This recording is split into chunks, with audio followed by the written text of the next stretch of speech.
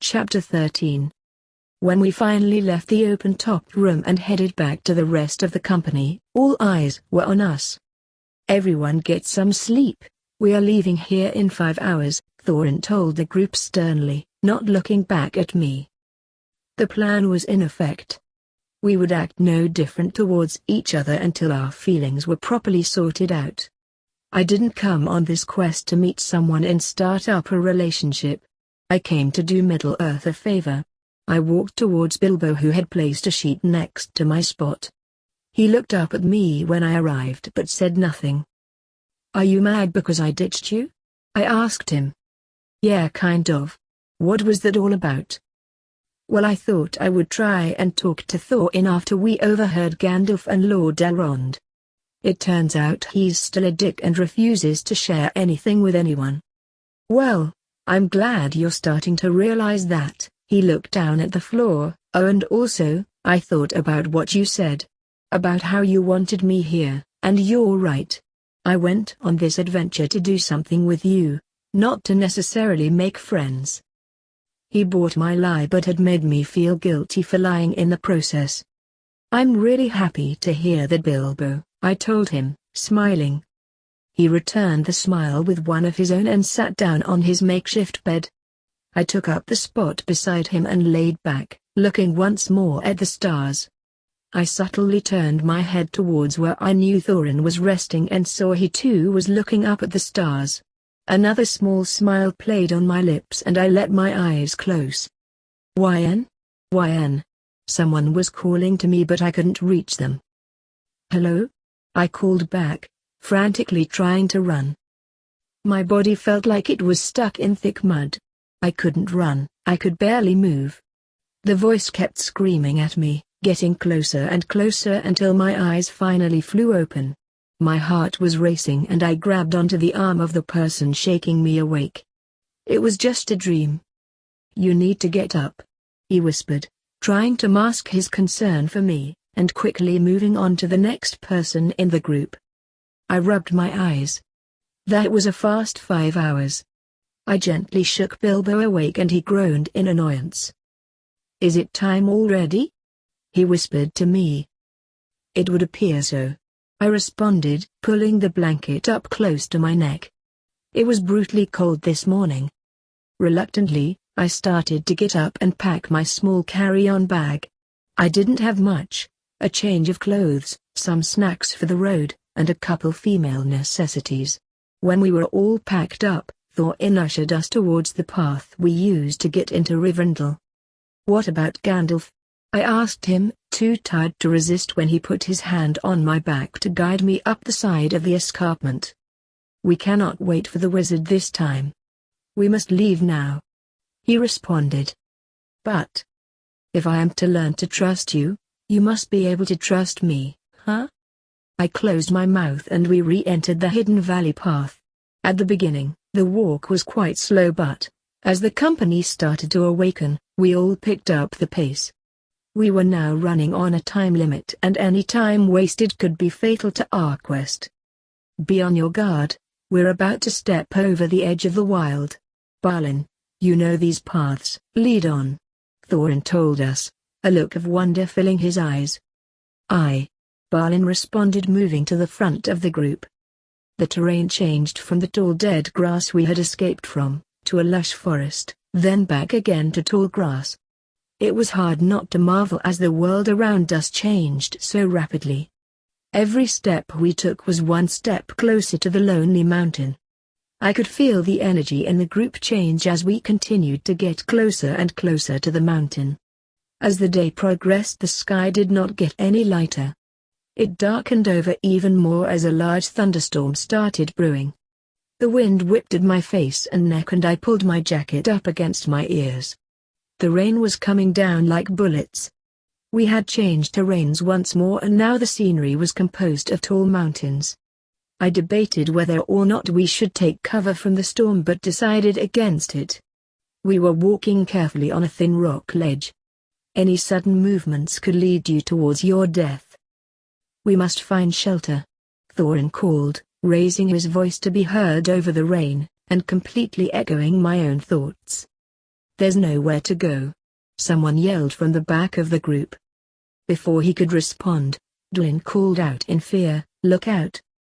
We all looked up to see a giant rock hurtling towards the group. It hit the mountain just above us and shattered into a million pieces. We pushed our bodies flat against the side of the mountain, holding on to whatever crevice we could as the mountain seemed to shake. "This is no thunderstorms. It's a thunder battle. Look!" Balin screamed, pointing up at the sky. A stone giant emerged from its sitting place and grabbed another chunk of stone. To our left, a second giant emerged from around a mountain and joined the fight. "Well, bless me. The legends are true. Giants, stone giants," Philly shouted from just in front of me. The giants continued to throw rocks at each other, breaking off bits of each other's arms, stomachs, legs, etc. We were caught in the middle. "Take cover, you fools!" Thorin yelled at us. There was nowhere to hide. Nowhere for us to stay safe. A large crack drew my attention to the ground below me. In between my 2 feet, the rock was starting to split. I jumped over to one side, grabbing onto Philly's arm as I did so. "Keely, grab my hand!" Philly yelled at a brother who stood on the other side of the rock. Quickly we realized the stone we were standing on had come to life. We were on a stone guest. The giant took a step and I heard myself scream in terror as I grabbed onto Bilbo and Philly. I closed my eyes tightly. This was it. We hadn't reached the mountain yet, but this is where I would die. The giant we got stuck on had taken a hard hit to the stomach and it fell towards the mountain.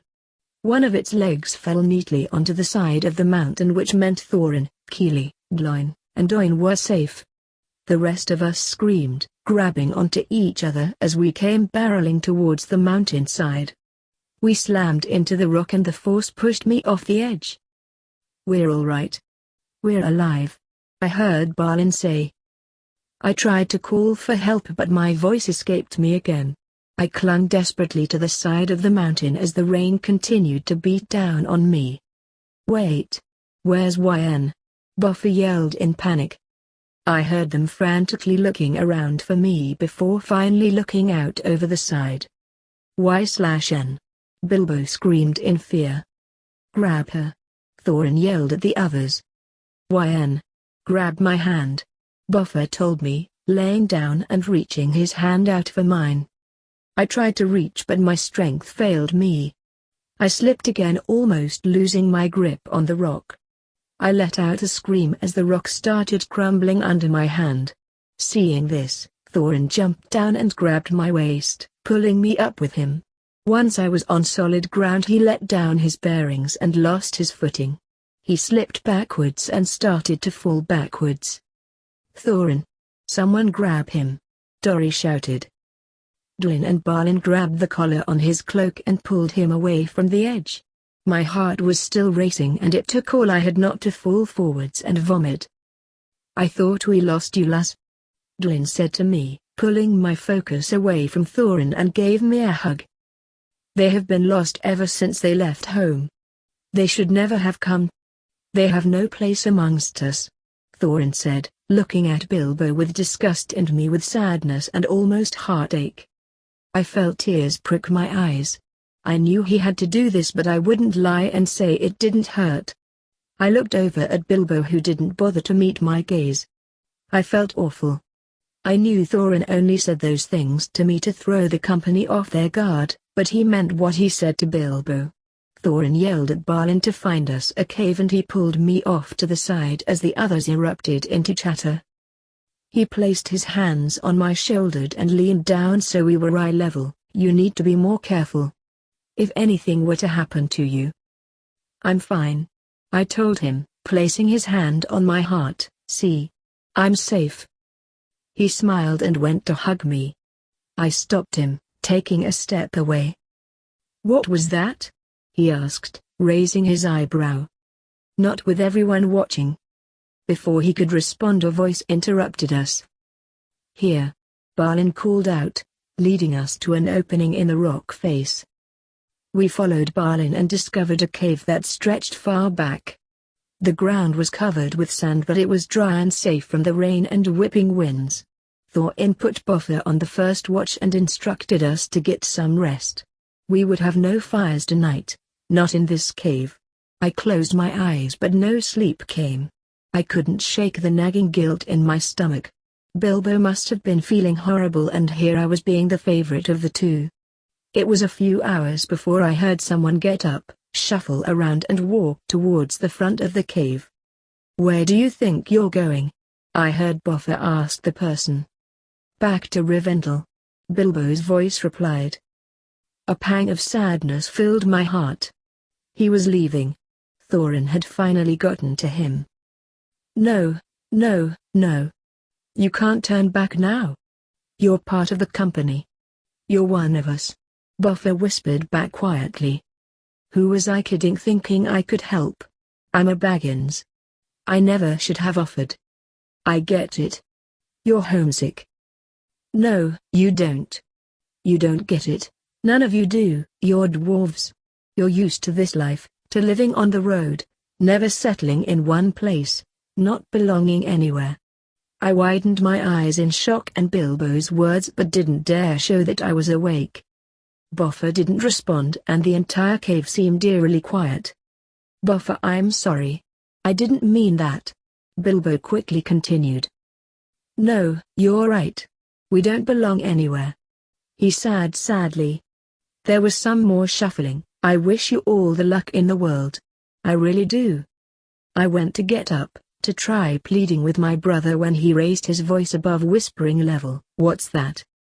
My head shot up almost as quickly as Thorin's. The four of us scanned the ground only to find that towards the back of the cave, the sandy bottom was starting to fall into large cracks. "Wake up!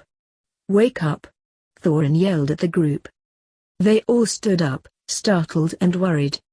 I looked over at Bilbo, whose stare was fixated on the ground below, then back to Thorin. He made eye contact with me and took a slow step towards me.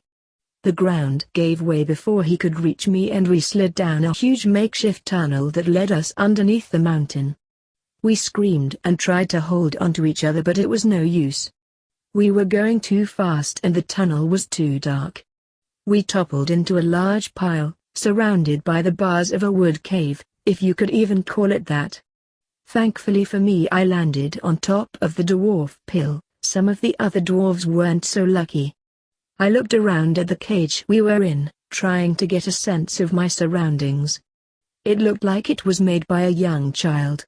I took a breath, trying to figure out what dwarf was closest to me. "Balin?" I asked. "Here, lass. Are you okay?"